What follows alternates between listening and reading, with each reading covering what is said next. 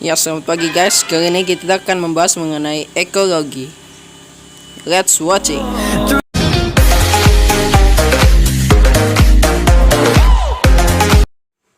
Welcome back to my channel with me again, Stephen Gunobox. Sebelum masuk ke video ini, ada baiknya kalian pencet tombol subscribe, like, dan komen. Ya, kali ini kita akan membahas mengenai ekosistem.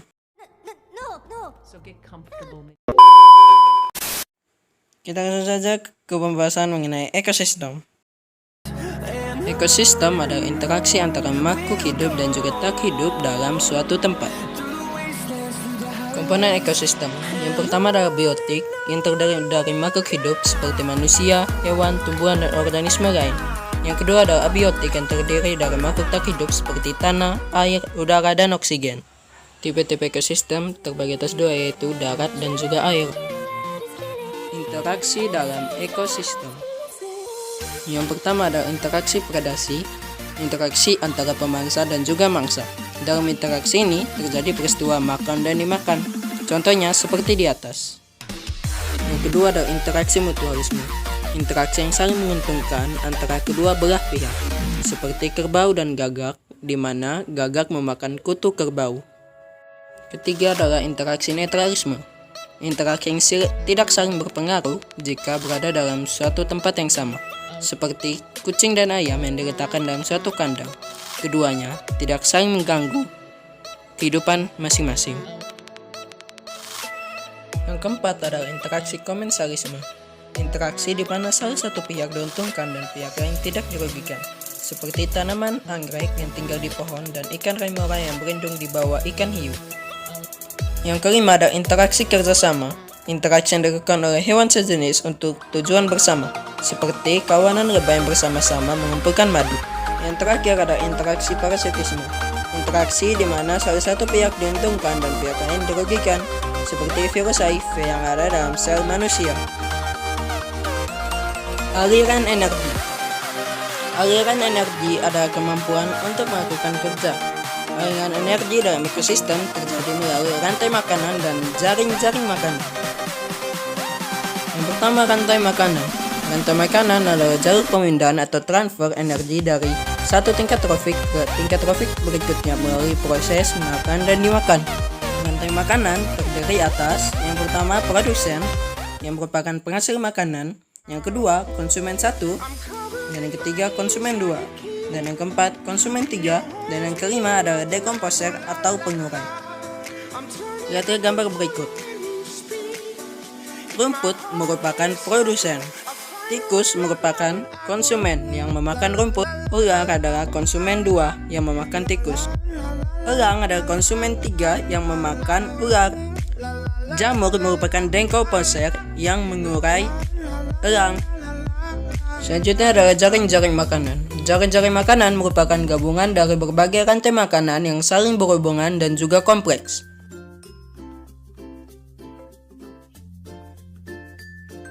Piramida ekologi. Piramida ekologi merupakan susunan tingkat trofik atau tingkat nutrisi secara berurutan menurut rantai makanan atau jaring-jaring makanan dalam ekosistem. Tipe-tipe piramida ekologi yang pertama piramida massa, piramida biomassa, dan piramida energi. Piramida biomassa adalah piramida yang menggambarkan berat atau massa kering total organisme hidup dari masing-masing tingkat trofiknya pada ekosistem dalam kurun waktu tertentu. Ya, ini adalah contohnya teman-teman. Jadi singa berada pada titik puncak yang paling atas karena dia itu memiliki jumlah yang sedikit, dan jumlahnya itu akan dibagi dengan massa rata-rata menurut jumlahnya, teman-teman. Cara menghitung piramida biomassa, yang pertama mengukur rata-rata berat trofik, yang kedua jumlah organisme yang ada pada setiap trofik. Piramida jumlah. Piramida yang menunjukkan jumlah organisme pada setiap tingkatan trofik. Piramida ini disusun berdasarkan jumlah organismenya dan bukan ukuran tubuh. Ya, ini ada gambarnya ya teman-teman. Kita bisa lihat bahwa jumlah yang paling sedikit berada pada titik puncak dari piramida jumlah ini, teman-teman. Piramida energi. Piramida yang menggambarkan terjadinya penurunan energi pada tiap tingkatan trofik. Jumlah total energi pada setiap tingkatan trofik ke arah puncak piramida semakin kecil. Ini adalah contohnya teman-teman, di mana yang paling puncak pada piramida itu adalah jumlah total energi yang paling rendah, yaitu burung hantu. Ya, kita akan masuk ke produktivitas dalam ekosistem.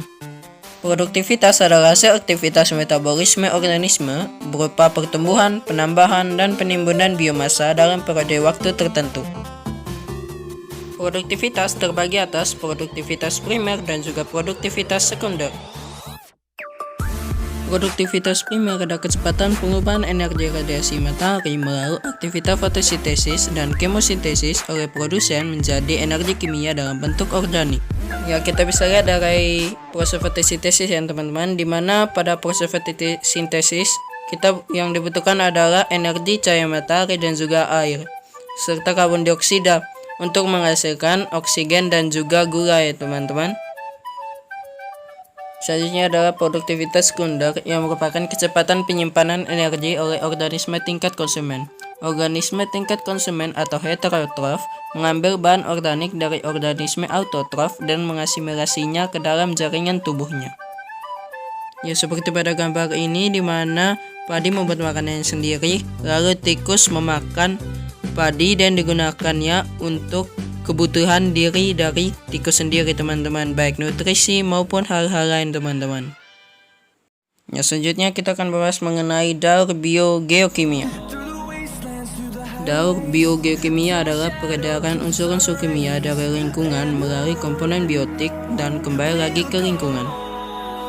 Daur biogeokimia terdiri atas daur karbon, daur nitrogen, daur air, daur fosfor, dan juga daur belerang atau sulfur. Yang pertama adalah daur karbon. Unsur karbon yang terdapat di atmosfer dalam bentuk senyawa anorganik adalah CO2. Senyawa anorganik ini akan didaur menjadi senyawa organik ketika senyawa ini digunakan untuk fotosintesis dan menghasilkan O2 sebagai senyawa organik. CO2 dapat didaur lagi ketika terjadi pembakaran fosil, respirasi hewan dan tumbuhan, serta penguraian batu karbonat. Lihat gambar berikut, di mana CO2 digunakan untuk fotosintesis dan respirasi hewan dan tumbuhan akan didaur lagi menjadi CO2.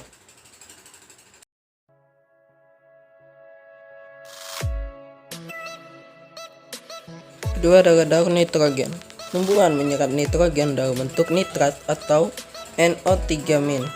Nitrogen dibutuhkan sebagai zat hara.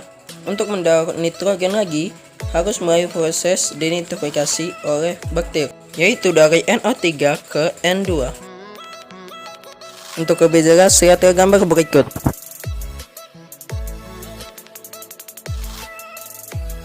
Ketiga adalah daur air. Air merupakan zat yang mempertahankan bentuknya yaitu H2O, kecuali ketika ada proses kimia melalui proses fotosintesis. Air merupakan zat yang berguna bagi tumbuhan. Untuk mendaur ulang air, terdapat beberapa proses, yakni evaporasi, transpirasi, dan evaporasi lagi, dan kondensasi.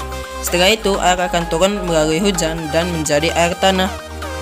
Ini adalah contoh ya teman-teman. Yang pertama itu sinar matahari membuat evaporasi, setelah itu proses kondensasi, respirasi, dan transpirasi, lalu menjadi air tanah. Lalu air tanah itu akan dibawa ke laut dan menjadi air lagi teman-teman. Jadi itu ada daur air. Yang keempat, daur fosfor. Fosfor berguna untuk kehidupan tanaman, namun jumlahnya terbatas, sehingga dibuatlah pupuk fosfat. Fosfor dapat didaur ulang melalui batu karang atau fosil yang terkikis membentuk fosfat. Ya, ini adalah contohnya ya teman-teman, dimana yang ini adalah hasil sedimentasi fosfatnya tadi, dan hujan membantu terkikisnya batu menjadi fosfor. Yang kelima, daur belerang. Tumbuhan menyerap belerang dalam bentuk anion sulfat dari dalam tanah. Dalam daur ulang belerang dibutuhkan jamur Aspergillus, Neospora, serta bakteri Escherichia untuk merombak bahan bakar organik dan melepas hidrogen sulfida. Hal ini dilakukan ketika ada pembusukan bahan organik. Ya, ini ada contohnya teman-teman, di mana bakteri membantu menguraikan sulfat, dan di sini hujan asam yang berasal dari erupsi gunung berapi ini akan jatuh ke tanah dan membuat sebuah zat SO4 dan nanti akan diurai lagi oleh bakteri teman-teman. Selanjutnya adalah dinamika komunitas. Dinamika komunitas adalah interaksi antar komunitas dan lingkungannya sehingga menghasilkan perubahan-perubahan. Perubahannya dapat terjadi secara siklis dan juga non-siklis.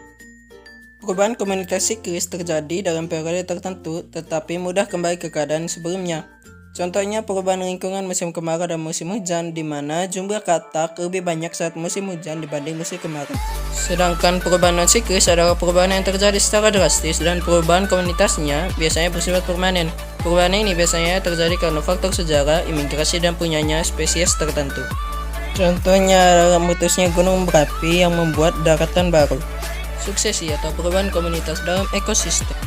Suksesi adalah proses perubahan komunitas yang berlangsung secara lambat dan teratur dalam waktu lama menuju ke satu arah hingga terbentuk komunitas yang lebih kompleks. Suksesi terbagi atas suksesi primer dan juga suksesi sekunder. Suksesi primer adalah wilayah yang telah bervegetasi atau tidak dan mengalami gangguan berat seperti bencana sehingga komunitas asal hilang total dan tidak ada lagi kehidupan. Suksesi sekunder adalah suksesi yang terjadi pada lahan yang telah bervegetasi sempurna dan mengalami kerusakan, tetapi tidak merusak komunitas asal. Sekian video dari saya mengenai ekosistem. Jangan lupa like, komen, dan subscribe, serta share ke teman-teman kalian ya. Jika ada konten-konten yang menarik mengenai ilmu pengetahuan alam, ilmu pengetahuan sosial, kecuali ilmu gaib ya teman, kan tulis di kolom komentar. See you in next videos.